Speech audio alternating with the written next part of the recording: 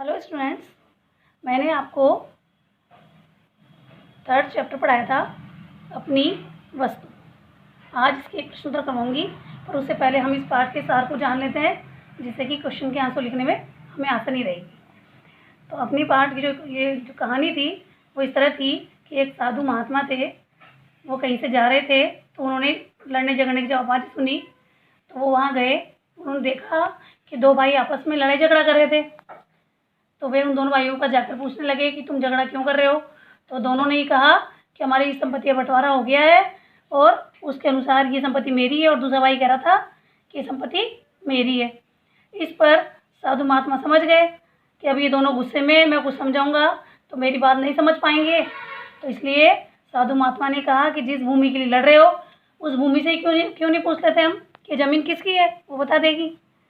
तो दोनों भाई तैयार हो गए कि ठीक है, ऐसे कर लेते हैं। पर उन्होंने कहा कि भूमि क्या जवाब दे रही है वो हम तो नहीं सुन पाएंगे, आप ही बताइए हमें। तब साधु महात्मा ने बोला कि मैं वो तो बता दूंगा, लेकिन मुझे पहले बहुत ज़ोरों से भूख लगी हुई है, तो पहले तुम मुझे खाना खिला दो, अपने अपने घर से खाना ला दो। दोनों भाई अपने अपने घर गए, घर जाकर खाना बनवाया और खाना बनवा कर दोनों भाई खाना लेकर आ गए। तो महात्मा जी ने उस खाने के 3 हिस्से किए, एक हिस्सा खुद ने लिया और 2 हिस्से दोनों भाइयों को दे दिए। तीनों ने मिलकर खाना खा लिया। खाना खाने में, बनाने में उसमें 2 घंटे पूरे हो गए इनके। अब तक उन दोनों भाइयों का गुस्सा भी काफ़ी कुछ शांत हो गया था। अब खाना खाकर जब वो उठे तो उन्होंने महात्मा जी से कहा कि आप बताइए अब कि इस भूमि पर किसका अधिकार है। तो महात्मा जी ने जब ज़मीन पर कान लगाया, कुछ देर तक कान लगा के बैठे रहे, फिर खड़े होकर बोले कि ज़मीन तो कह रही है कि मैं तो इन दोनों में से किसी की भी नहीं हूँ। हाँ, ये दोनों अवश्य मेरे हैं। मैंने इनकी कई पीढ़ियाँ जो यहाँ आई हैं उनको यहाँ पाला है और यहाँ से उनको जाते हुए भी देखा है। मैं कहीं नहीं गई, मैं तो यहीं की यहीं हूँ, इसलिए मैं किसी की नहीं हूँ। महात्मा जी ने दोनों भाइयों को जब ये बताया तो उन्हें बड़े लज्जा महसूस हुई, शर्मिंदा हुए स्वयं पर कि हम जिस भूमि के लिए लड़ रहे थे वो भूमि तो हम दोनों में से किसी की भी नहीं होना चाहती, वो तो किसी की भी होने से मना कर रही है। तब दोनों भाइयों को ग्लानि हुई, दोनों ही महात्मा जी के चरणों में गिर पड़े और उनसे कहा कि हमसे बहुत बड़ी गलती हो गई। और उसके बाद में दोनों भाई आपस में प्रेम से रहने लगे, मिलजुल कर रहने लगे। तो ये अपनी थी पूरी इस कहानी का सार था। अब हम इसके देखते हैं प्रश्नोत्तर। तो पहला प्रश्न है, लड़ाई झगड़ा कौन कर रहे थे। अभी मैंने बताया था लड़ाई झगड़ा कौन कर रहे थे, 2 भाई आपस में लड़ाई झगड़ा कर रहे थे। सेकंड क्वेश्चन है, दोनों भाई किसके लिए झगड़ा कर रहे थे। तो आंसर क्या होगा, दोनों भाई जमीन के लिए या भूमि पर अधिकार करने के लिए झगड़ा कर रहे थे। और थर्ड क्वेश्चन है हमारा, दोनों भाइयों को किसने समझाया।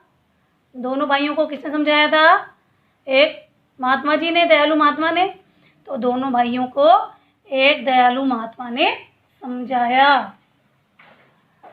अब हमारा इसमें फर्स्ट क्वेश्चन है, सही उत्तर का क्रमाक्षर कोष्टक में लिखें। दोनों भाई क्या कर रहे थे। इसमें ए वाला जो क्वेश्चन है वो क्या है कि दोनों भाई क्या कर रहे थे, हंसी मजाक, लड़ाई झगड़ा। से वाला है बातचीत और द खाना खा रहे थे। दोनों भाई क्या कर रहे थे, लड़ाई झगड़ा।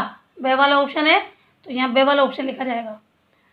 फिर इसमें बे वाला क्वेश्चन क्या है, महात्मा जी के लिए दोनों भाई क्या लाए।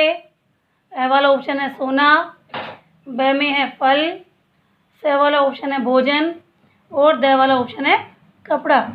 तो दोनों भाई क्या लाए थे महात्मा जी के लिए, से वाला ऑप्शन आएगा इसमें भोजन। फिर सेकंड क्वेश्चन है हमारा, महात्मा जी ने झगड़ा रोकने के लिए दोनों भाइयों को क्या राय दी, क्या सलाह दी थी उनको। तो महात्मा जी ने झगड़ा रोकने के लिए दोनों भाइयों को क्या की जगह लिख देंगे, यह राय दी कि जिस भूमि के लिए झगड़ रहे हो उसी से पूछ लो कि उसका असली मालिक कौन है। ये सलाह दी थी उन्हें।